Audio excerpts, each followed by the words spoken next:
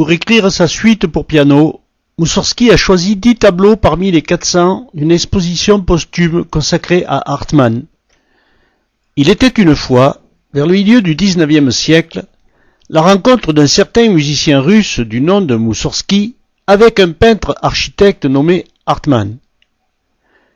De leur amitié interrompue par la mort prématurée du peintre est née une œuvre musicale complexe et attachante, les tableaux d'une exposition. Des lustres plus tard, une jeune pianiste proposa à son père plasticien une collaboration pour interpréter cette œuvre avec leurs ressentis personnels de latin du XXIe siècle. Voici quelques précisions sur les 11 créations plastiques qui accompagnent la musique. Le thème des promenades évoque le visiteur de l'exposition qui déambule d'une œuvre à l'autre. Des personnages posés du bout du pinceau en silhouette noire vagabondent comme les notes sur la portée. Miomus. Minuscule nain pétri de terre, tu gardes les trésors des mines et des pierreries proches de l'enfer. Parfois, te faufilant parmi les failles en te dandinant, tu remontes tes richesses à l'air libre pour les offrir aux hommes. Cette générosité te coûte la vie, mais en suivant l'arc-en-ciel, tu renais dans ton monde pour garder un autre trésor. C'est le cycle de la vie. On est sur terre pour y retourner et peut-être renaître. Le vieux château. Le vieux château nous propose une réflexion mélancolique de notre passage éphémère sur la terre. Il égrène les peaux du temps qui passe, pour qui sait écouter ces vieilles pierres. Inévitable déroulé de la vie, sur de la soie, à notes feutrées, j'écoute le vieux château me murmurer ses souvenirs. Comme pour l'arbre bleu aux maigres feuilles détachées par la brise, lentement, la toile se tourne vers on ne sait quelle fin. Le jardin des Tuileries.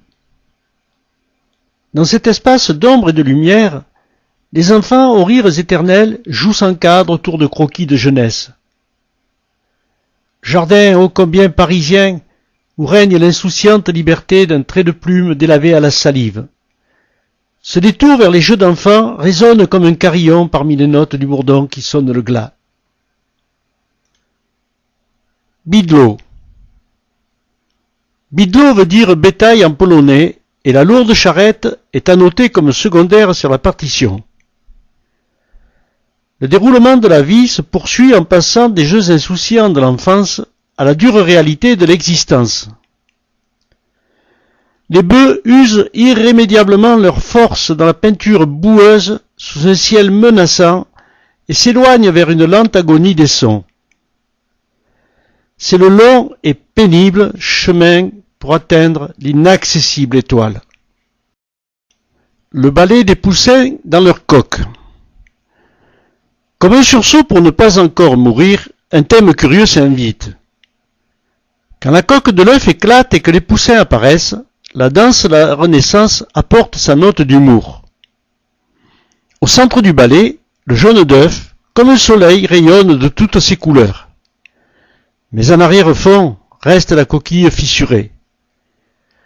C'est une joyeuse découverte sautillante et insouciante de la vie dans un monde implacablement organisé. Les deux juifs. Après avoir rêvé de jeunesse, le quotidien nous rattrape par la confrontation du jeune et du vieux, du riche et du pauvre, de la vie et de la mort. J'ai traduit cette altercation musicale sur un parchemin déchiré, où le chêne et le roseau, symbolisant les personnages, s'invectivent du regard. Des cordes d'or et d'argent se sont échappées du piano pour ponctuer ces harangues. Le marché. Dans un nouvel effort pour surmonter ses idées noires, Moussorgsky écrit la partition du marché de Limoges. C'est un vivant patchwork en mouvement désordonné, où la couleur des sons se mélange au son des couleurs. Des parasols sur un ciel bleu immaculé pour situer la scène dans un lieu de liberté et de bonheur. Des collages de matières disparates pour évoquer les étalages au premier plan. Et enfin et surtout, Des taches colorées au centre du tableau qui semblent se déplacer dans la plus grande anarchie. Mais le désordre n'est qu'apparent, à l'image des groupes de personnes se rendant d'un étalage à l'autre dans une errance organisée par les marchands sous leurs parasols. Catacombes. Quand Hartmann a visité les catacombes de Paris, il en a fait un tableau se représentant avec deux amis au milieu des ossements. Le lieu des catacombes n'est plus ici habité par des restes humains, mais par cette sorte de descente aux enfers que les sculpteurs romans promettaient aux pécheurs.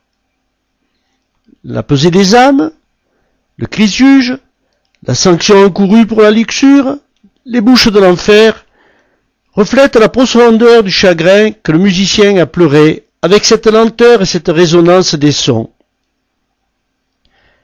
Des envolées de pastel relient la rouille au personnage.